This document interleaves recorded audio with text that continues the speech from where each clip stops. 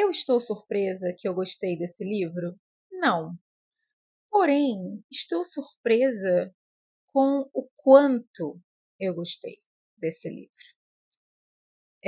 Eu acho que no mundo em que nós estamos vivendo, que é um mundo muito virtual, é um mundo muito acelerado, é um mundo muito líquido, né? Como já dizia aí o filósofo, é um mundo em que o que é hoje não é amanhã, é muito difícil da gente sentir aquela sensação de consistência e concretude que traz a capacidade de calma, de permanência, de tranquilidade. Nesse mundo, algo como os ensaios escritos aqui pelo Sêneca se torna ainda mais fundamental. Então, um texto que foi escrito na Roma antiga, né, na época do Império Romano, é um texto que ainda se faz, na verdade, se faz ainda mais relevante no mundo do século XXI, em 2024, do que talvez ali só naquele período em que ele foi escrito. Então, a gente conversa hoje sobre Da Tranquilidade da Alma, do Sêneca, e eu preciso já abrir esse vídeo deixando muito claro que eu não sou filósofa, não estudei filosofia. Nos meus critérios de leitura, a filosofia não é necessariamente aquilo que eu mais gosto, que eu tenha tido mais contato. Claro que eu peguei um pouquinho de Platão, um pouquinho de Aristóteles, né, durante a faculdade. A gente passa ali levemente pelos estoicos, que é a escola filosófica, digamos assim, que eu vou abordar hoje, porque Sêneca era um estoico. Eu quero me sentir totalmente livre nesse canal para errar e também para falar o que eu penso.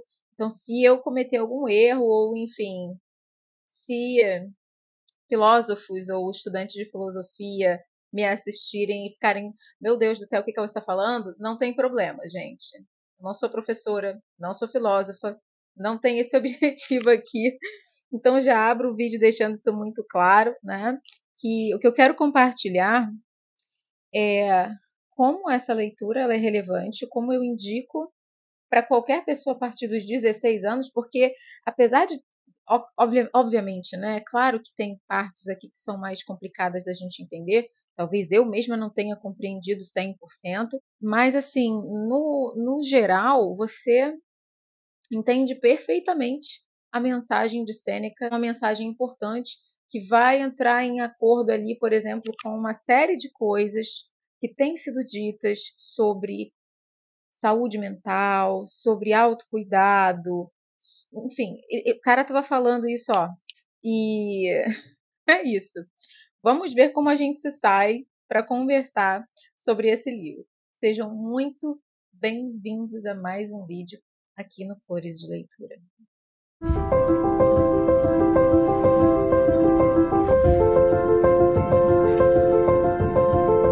Primeiramente porque eu fui ler Sêneca. Eu gosto muito do estoicismo.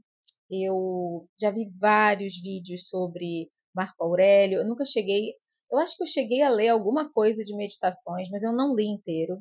E tem um livrinho que eu estou lendo a conta-gotas há anos, que se chama Ensaios de Montaigne. Está bem aqui, gente. Levanto para pegar? Levanto. Bom, peguei, né? Que é esse aqui. Ensaios de Michel de Montaigne.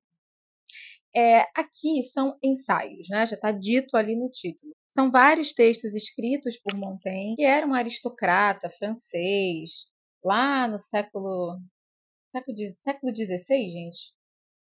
Acho que esse livro foi publicado, acho que esses ensaios foram publicados no século XVI. Se estiver errada, vocês me corrijam. Mas, enfim, e Michel de Montaigne era um estoico. E a gente vê muito dessa percepção racionalista, mais voltada para a razão, né, para a natureza, no sentido que o Sêneca vai trazer aqui, inclusive, né, seguir a natureza é ter paz.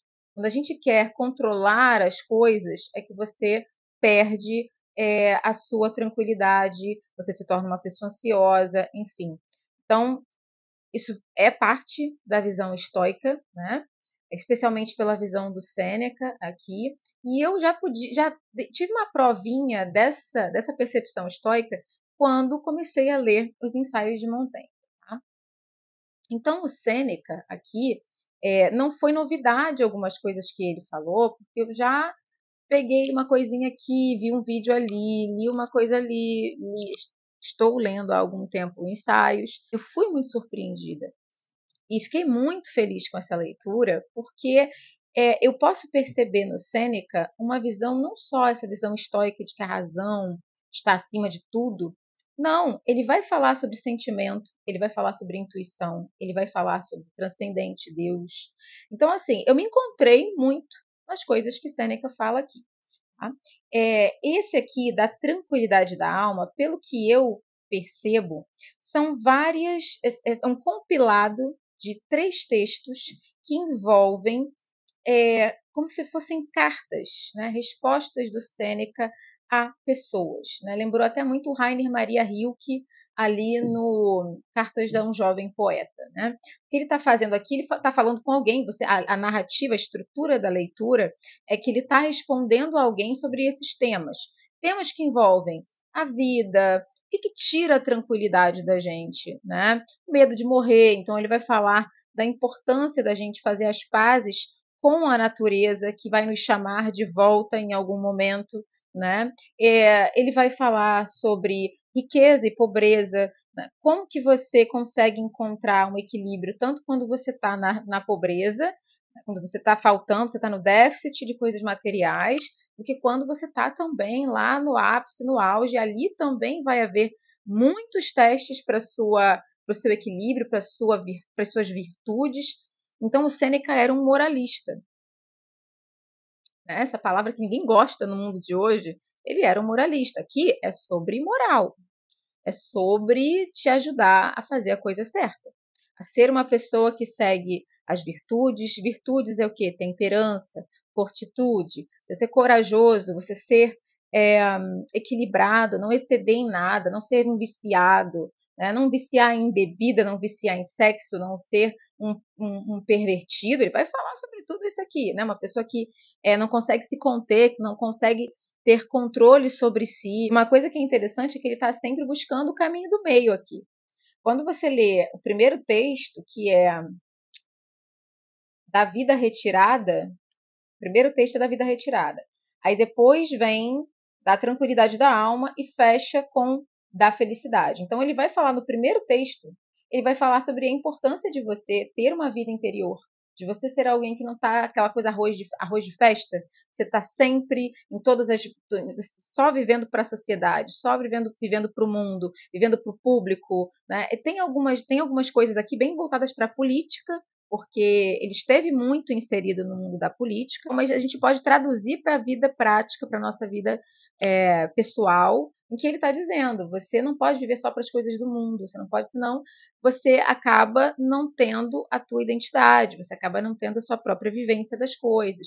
Mas, ao mesmo tempo, ele vai dizer, se você fica muito solitário, se você fica muito para dentro, você também não contribui, você não colabora com ninguém, você não troca. Então, é sempre aquela coisa, puxa para um lado, depois ele fala para você que o outro lado também é importante. Então, é sempre buscando o meio, sempre buscando o equilíbrio, evitando os excessos, os extremos. Ele vai destacar que para você usar bem o retiro, ou seja, se uma pessoa, você ter o seu lugar, você voltar-se para dentro de si, refletir sobre a vida, isso também tem que, de alguma forma, colaborar com o mundo ao redor. Né? Então, não é só para você, senão você se torna um egoísta, um individualista. Ele diz assim: ao se recolher, onde quer que o seu repouso seja acolhido, o indivíduo irá querer ser útil a todos e a cada um em particular, com seu talento, sua voz e seu conselho. Então, o meu retiro, ou a minha introversão, o meu espaço, que eu me volto para dentro de mim, ele tem que ser ainda tem que haver um espaço para que aquilo que eu aprendo ou aquilo que eu tenho para contribuir sirva ao mundo. Até porque a pessoa que ela não serve ao mundo de alguma forma, ela se sente estagnada, ela se sente. Se você tem a necessidade do retiro para você refletir sobre a vida, e não dá para você refletir sobre a vida quando você está fazendo mil coisas, sendo mil coisas, estando o tempo inteiro sendo bombardeado pelo mundo, que nem a gente hoje fica, né, na internet e tal. Você precisa de um momento de refletir. Será que eu penso sobre esse assunto? Eu. Não é essas vozes que estão vindo de todos os lados. Mas, ao mesmo tempo, o que você vem a pensar, ou a qualidade dos seus pensamentos, das suas ideias, do seu talento, como ele fala aqui, vai ter que uma hora sair de dentro para fora para contribuir com o mundo. Até porque se você está infeliz, se você é uma pessoa infeliz, você não tem como fugir disso. Você pode fugir de todo mundo menos de você. Então ele diz assim: o mal contra o qual trabalhamos não vem dos lugares, mas de nós mesmos. Então você vê aquelas pessoas que vivem reclamando: ah, se é uma pessoa tal, eu não gosto de ninguém, ninguém é legal, eu não gosto de ir em tal lugar porque a gente é ruim, não sei quem, fulano é ruim, todo mundo é ruim, os lugares são horríveis. Na verdade, você não tá legal. Então, assim, é bem interessante essa parte aqui, porque quando eu fui ler esse primeiro texto, eu achei que ele ia defender absolutamente a vida retirada, a vida contemplativa, afinal ele era um filósofo, né? Mas não, ele fala do equilíbrio que precisa haver entre você se retirar e você também contribuir, você também se engajar. Se prescindirmos de toda comunicação, renunciarmos ao gênero humano e vivermos voltados unicamente para nós mesmos, resultará uma solidão vazia de ação. Ou seja, uma solidão vazia de ação é o que ele fala de você se fechar completamente, não contribuir em nada, não colaborar em nada com o mundo e com os outros. O segundo texto, que é o que dá o título ao livrinho aqui, da editora LPM, é da tranquilidade da alma, que são ali. Ele está meio que tentando te guiar em várias pequenas problemáticas da nossa vida que tiram a nossa paz, que tiram a nossa serenidade. Ele está tentando te guiar e dizer como que você pode vivenciar essas situações, como você pode lidar com elas. E ele vai citar o destino, né? Essa ideia de que existem coisas que a gente não controla. Eu não acho que o destino aqui para o Sêneca, e aí vocês que estudam filosofia podem me explicar melhor, eu não acho que o destino para ele aqui é aquela coisa que tem a ver com algo necessariamente místico, mas o destino seria a natureza. Por exemplo, nós nascemos para morrer. É o que é. Né? Não tem como você lutar contra isso. Lutar contra isso é entrar em um estado de ansiedade, de guerra consigo, com o mundo, com a natureza, que só vai te levar à ansiedade, à loucura, né? E é uma morte mais breve. E achei interessante porque eu lembrei de Jesus aqui. Né? Lembrei de Jesus, lembrei de Jó, lembrei da Bíblia. Porque em Jó, o que Jó faz? Jó aceita. Quando tudo é tirado dele, ele aceita. Porque a natureza, a vida, é o que está acontecendo, é o que Deus quer, enfim. Tem essa percepção de inexorável, é o que é. E Jesus fala disso. Quanto mais você tentar preservar a sua vida, mais você morre. E quanto mais você abre mão desse controle, você confia e você tem fé, mais vida você tem. Ou seja, se eu sou, ele vai dar esse exemplo aqui. O covarde, ele nunca viveu. Ele tem tanto medo de morrer que ele não se arrisca a nada. Ele tem tanto medo das consequências da vida. Fazer um vídeo na internet, por exemplo, podem ter consequências. Tem gente que te xinga, tem gente que não gosta de você. Enfim, tudo tem consequências na existência. Mas é melhor você adotar essas consequências e deixar que a vida aconteça, que a natureza, como diz aqui o Sêneca, aconteça, que o destino se cumpra, do que você ficar ali em constante luta com tudo e tentar se retirar e tentar se isolar das necessidades que são inquestionáveis da existência. Com frequência, a causa do morrer é o medo da morte. Tu serás mais ferido e golpeado por não saberes receber os golpes. Então, ele também vai destacar aqui essa necessidade da gente se preparar para tudo que existe no mundo. Se fulano ficou doente, eu posso ficar doente, porque eu sou feita da mesma matéria que fulano. Né? Então, assim, se isso acontecer, eu não sei o que eu faria. Se isso acontecer, eu morreria. Nossa, se meu marido me deixar, eu vou morrer. Sabe? Mas fulana perdeu o marido foi embora. Ou a esposa do fulano foi embora. Se aconteceu com ele, pode acontecer comigo. E eu tenho que estar preparada. Olha ele ensinando pra gente, não sou eu não, gente. Eu sou uma pessoa comum. O sábio aqui é ele. Ele está dizendo, você tem que estar preparada para qualquer coisa. Porque tudo isso é parte do destino, é parte da natureza. Aquele que teme a morte nunca fará nada com dignidade. Porém, aquele que sabe estar a sorte decidida desde quando foi concebido, vive em conformidade com o determinado e o procurará com a mesma fortaleza de alma, de modo que nada ocorra a partir disso que seja imprevisto. Fortaleza de alma. Que bonito, né, gente? Para os que estão preparados e esperando, não trazem nada de novo. Vêm graves apenas para os que estão descuidados e esperam apenas coisas felizes. Então, aquela coisa de você educar seu filho para ele saber lidar com frustração, você saber lidar quando alguém diz não para você, ou quando alguma coisa não acontece como você gostaria, porque até quando algo acontece que não é como eu queria, aquilo ainda é o destino. Aquilo ainda é parte da vida acontecendo. A vida não é o que eu quero. Tem aqui uns tapas na cara do tipo, para de achar que a vida tem que ser como você quer. Faça o melhor do que é. Não tente controlar. Eu acho que aí, gente, tem muita do temperamento de cada um. Algumas pessoas são extremamente controladoras e outras pessoas são mais tranquilas, né? E essa capacidade de aceitar o que vem, eu acho que tem muito a ver com essa filosofia do estoicismo mesmo. Né? Estoico não é duro. Eu aprendi que estoicismo era ser duro. As pessoas diziam, ele é um cara estoico. Um cara estoico é um cara que é assim. Mas não é bem isso. A minha percepção é o contrário. É de que existe uma flexibilidade e uma receptividade muito grande, pelo menos no estoicismo do Sêneca, né? Eu ainda não li mais profundamente os outros estoicos aí. Então, o que eu posso dizer é que nessa leitura a gente realmente vê essa percepção de que você tem que ter receptividade, receber a vida. Pelos comentários do Sêneca aqui, eu sinto que a percepção da vida dele era bem receptiva, ao contrário dessa visão dura do estoicismo rígido, é uma pessoa rígida. Não, é uma pessoa, no caso do Sêneca, aqui tem uma postura mais receptiva. E aí eu cacei um livro muito antigo, peraí gente, só um instantinho, porque senão vai ficar frio. Eu cacei um livro aqui que eu comprei há muitos anos num sebo, quer dizer, uma feirinha de rua, que é Grandes Filósofos, Biografias e Obras da Nova Cultural. Essa aqui você só encontra realmente em sebos, tá? Mas, gente, que livrinho. Aqui tem até uma... Peraí, que eu vou abrir para vocês verem.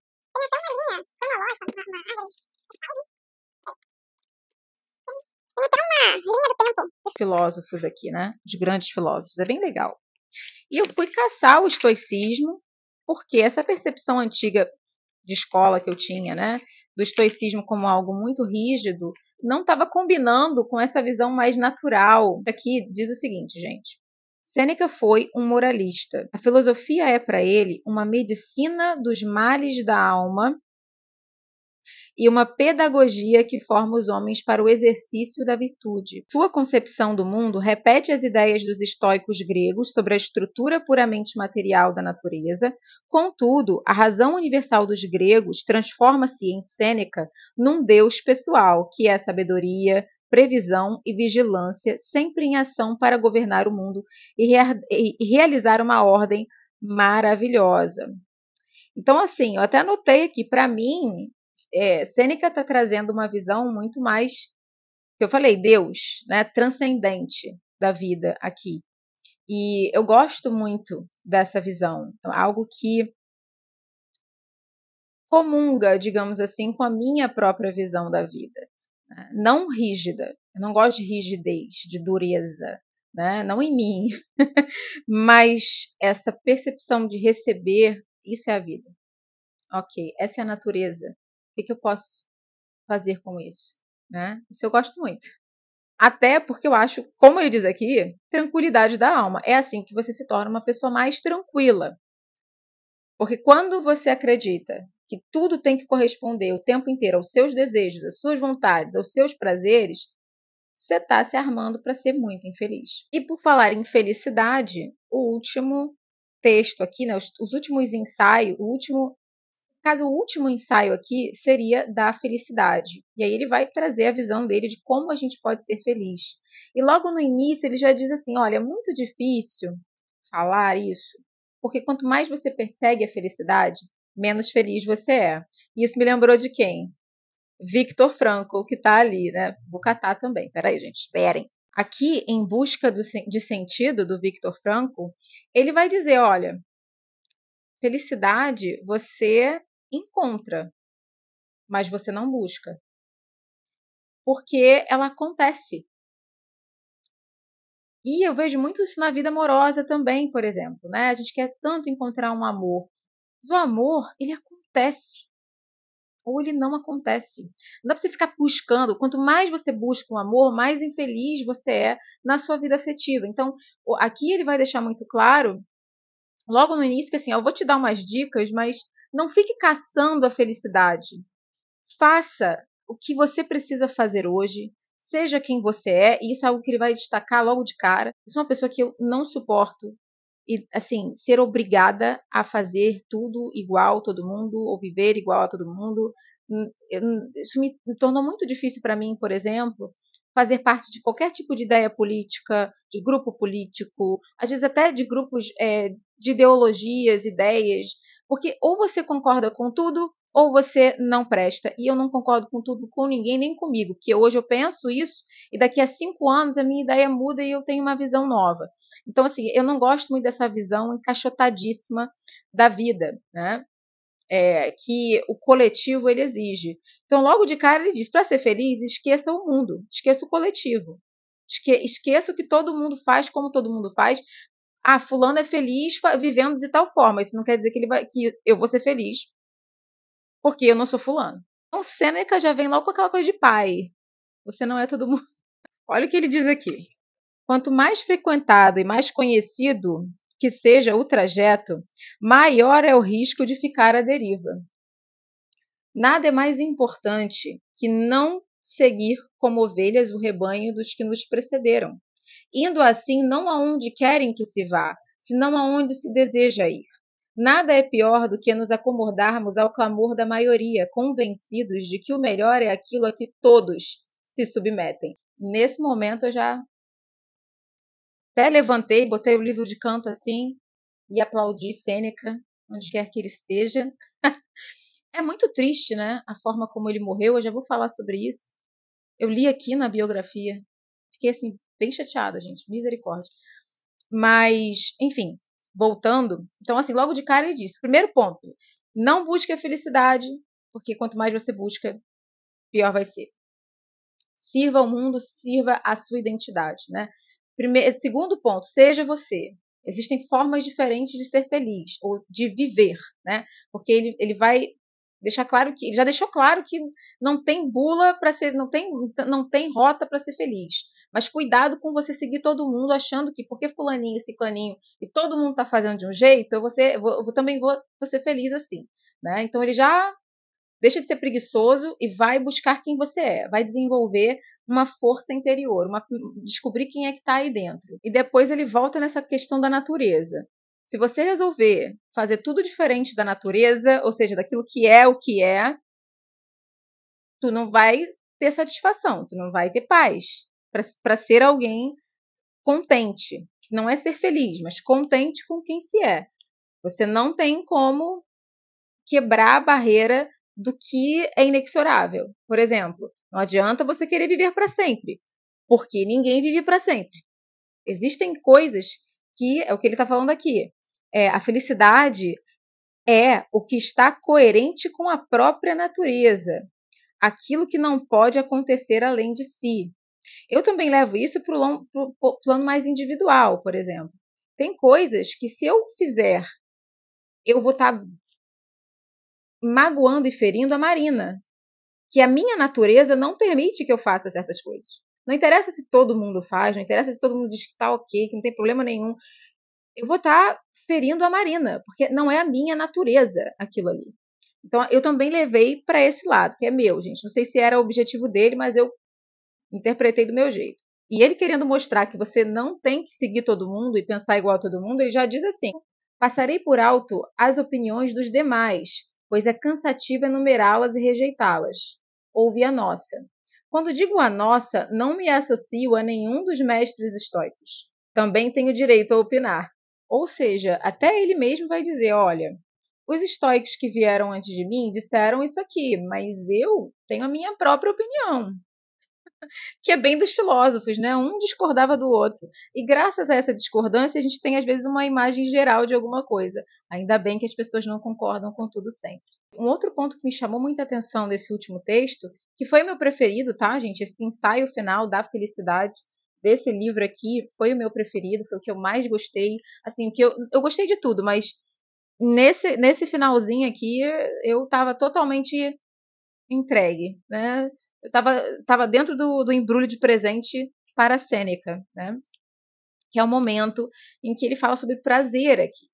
E a visão de que a gente tem que ter prazer, de que o prazer é, né? No mundo de hoje, que é um mundo muito hedonista, a gente só quer ter prazer, a gente só quer se distrair, se divertir. Vejam aí as redes sociais, né? É só sobre divertir, dopamina, eu quero me distrair, sabe? Ele vai falar do problema do prazer como algo que nunca é satisfeito. O prazer, ele nunca se satisfaz. Então, ele escraviza você. E é isso que ele vai dizer aqui.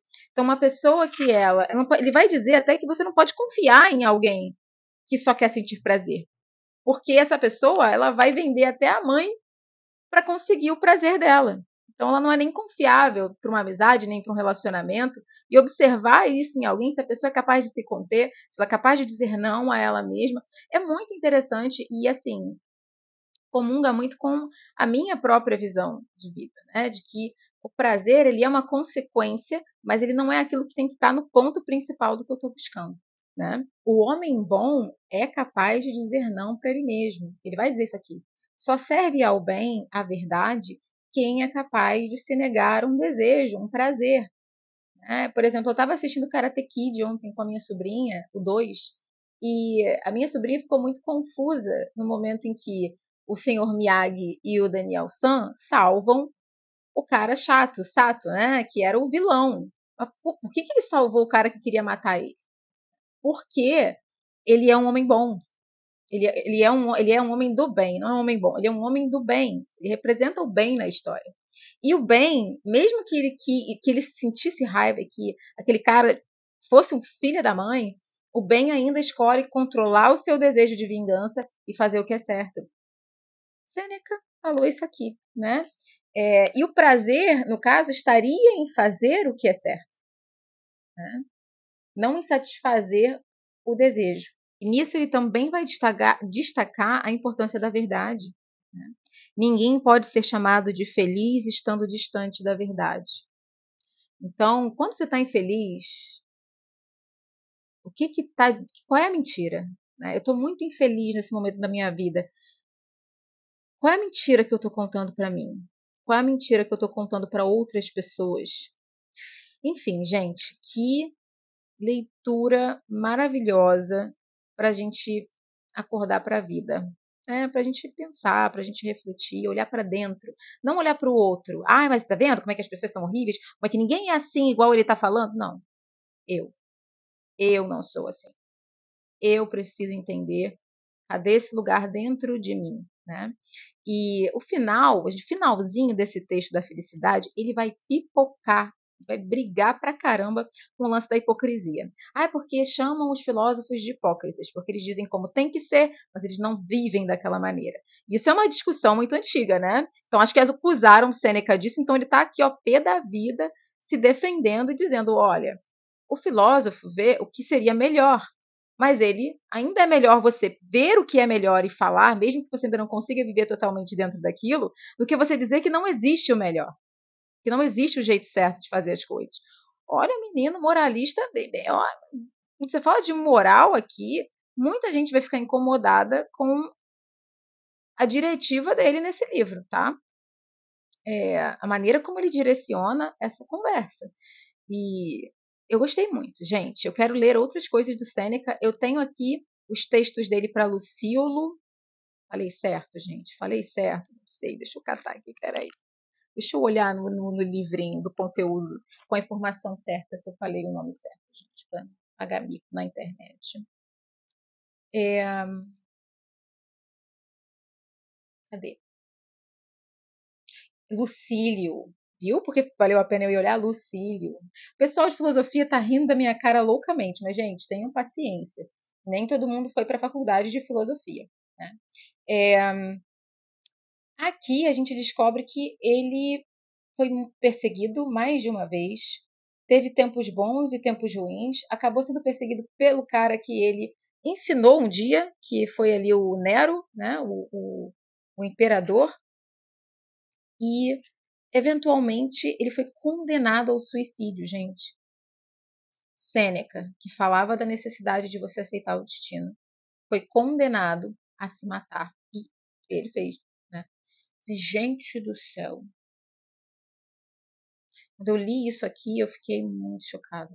Mas, gente, eu não quero terminar esse livro nessa nota trágica do fim de Sêneca, mas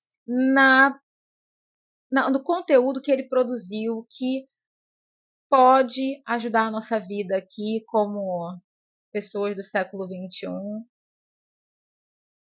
tentando sobreviver à era que nós nascemos. Assim como todas as outras eras, né, gente? A gente sempre acha que o nosso é pior, mas todo mundo teve seus desafios a enfrentar. E eu acho que esse livro pode nos ajudar muito, sem dúvida alguma. Tudo que eu marquei aqui, eu de vez em quando vou dar uma lidinha. Eu tenho outro livro dele para ler, mas meu único comentário negativo é sobre a edição, que simplesmente, olha só o que aconteceu, ó, desmontou completamente. Então, estou à procura de uma edição que eu possa guardar para os meus filhos, se eu tiver filhos, poderem ler também, né, gente? Porque isso daqui é triste. Mas é isso, meus amores. Espero que vocês tenham gostado. Um beijo. A gente se vê no próximo vídeo.